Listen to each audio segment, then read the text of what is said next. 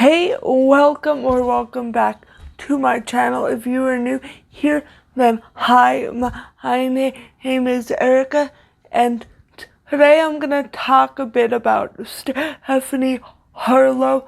I have made two videos on her in the past. Well, one video on her and then one on her toxic fan base, which kind of gives me pause before I make another video about her, because I do believe her fan base, at least part of it, can be very toxic. But today I'm not talking about her fan base. I'm talking more about her pattern of misogyny and slut-shaming women and kind of victim blaming people who've died at the hands of another person. I have to say that for YouTube because I don't want to get demonetized. But so if you don't know who Stephanie Harlowe is, she is a true crime YouTuber.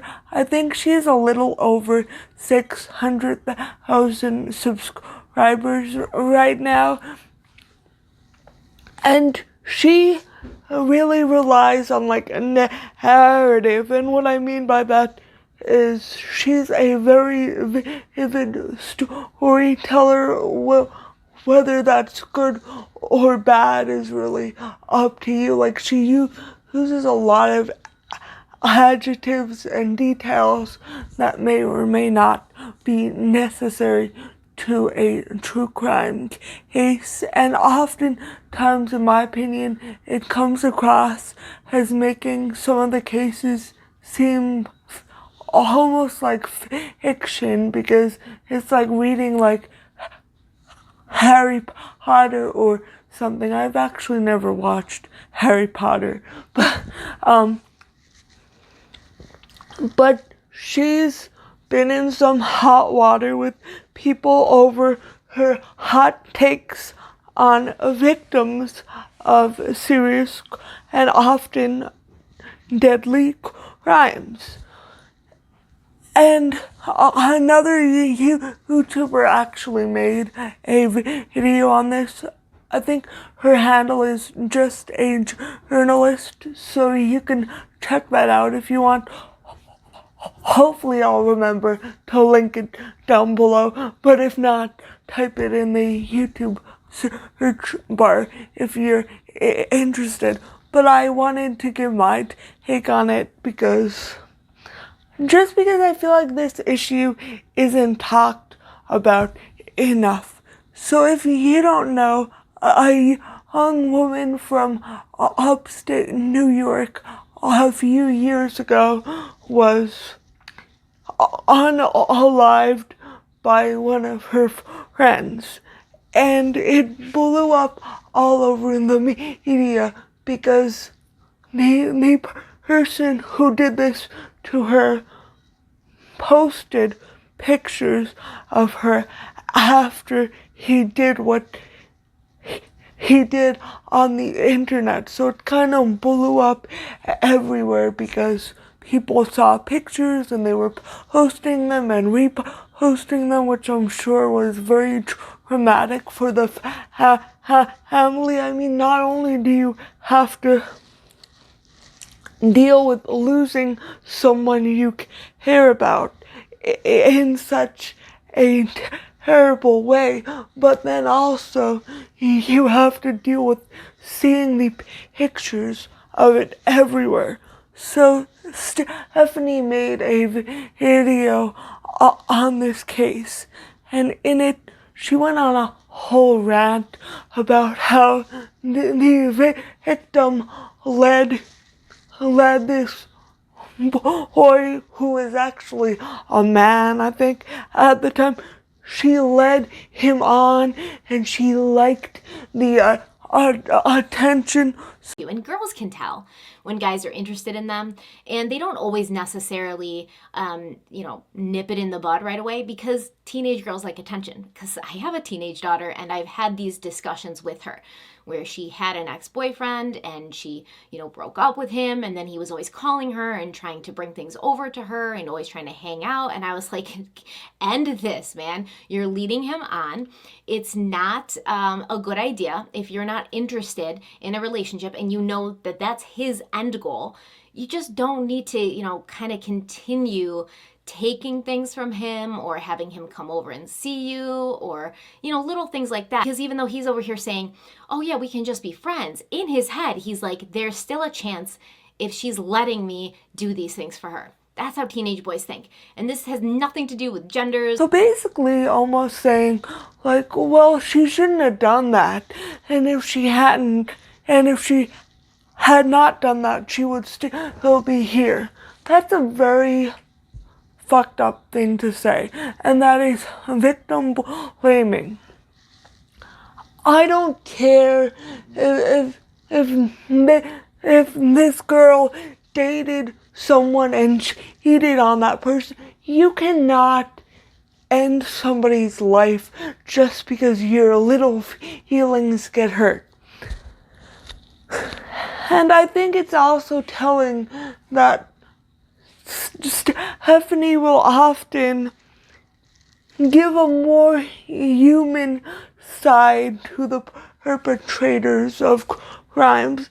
And it's like, I get that they're humans too, and a lot of times there's like trauma in their past or like mental health issues, but you don't have to sympathize with this person who committed a horrible act that cannot be undone. And she was also like, and we have to teach our daughters that if a guy likes them, they can't be friends with them, because if they are, they'll give the guy the wrong idea. Stop developing these intense relationships with these people that you meet online, because you don't really know who they are. And as a young girl, it's unfortunate, but we really need to recognize a young man's intentions. So we know when we're teenagers if this boy who's hanging around us is interested in being friends, or if he wants more. And if he wants more and you don't want more, then don't be friends with him. Don't do it. I'm sorry, it's harsh, it sounds terrible, but it's much better to not give somebody the feeling that there's hope, and to not allow somebody to remain. What the hell? Like, I'm friends with people I've dated in the past. I'm friends with people I've had feelings for. I'm sure people I'm friends with might have had feelings for me at one point. I mean, I don't know. They haven't disclosed this, but it's possible. Like, adults are able to get past that and not harm a person over that. So that's not an excuse for committing a heinous act. And for some reason, Stephanie seems hell-bent on giving these people every out they could possibly get. And I'm just not here for that, especially if you're a true crime channel. First of all, you should not be glamorizing the people who've committed these crimes. And second of all, you should not be blaming victims. The answer is not to teach girls and women to be more careful. It's to teach people not to harm other people.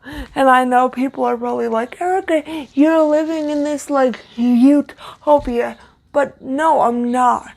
I'm not naive. I know that these things happen, but we can't excuse them when they happen. We can't be like, oh, well, he got his little feelings hurt.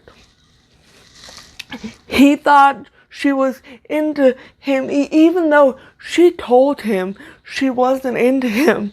Like, what else could she have done? What Stephanie thinks she should have done? Cut off contact with him? He probably would have done it anyway, because he just seems like not a great guy.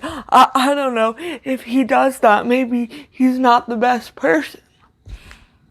That's just my take, though. And another thing I want to say, and I know people are going to say, this is nitpicky, Erica. Whatever. Mr. Ritardo. This plagued him with sadness and confusion, and when his mother picked him up from school, he cried to her about how he wasn't smart, about how he was different, and she told him, you're not stupid, you're not different, you just have an illness or a condition that prevents you from learning the same as the other kids, and that's why you're in that special class. But the feelings and the opinions of his peers at that time were more important to him than what he thought was his mother just trying to comfort him. And it was true that most people who lived in his town considered him to be a half-wit. Now, I do want to be clear here. The term half-wit, the nickname Mr. Ritardo, these are not my terms. These are not things that I say. These are things that happened to David Crush or Vernon Howell in his childhood. These are things that he told others. These are things that are written in books about him. So I know some of you struggle with using historically correct terms when talking about something that happened in history because they're not acceptable today. And I just want to be clear. Those words are not acceptable today, nor were they ever acceptable. However, they were used, and I really think it's important to show you how this young boy was feeling in order to understand his eventual feelings of otherness and of being an outsider. She, in one of her videos, and I forget what video this was, because this was back when I used to watch her, so I was in undergrad.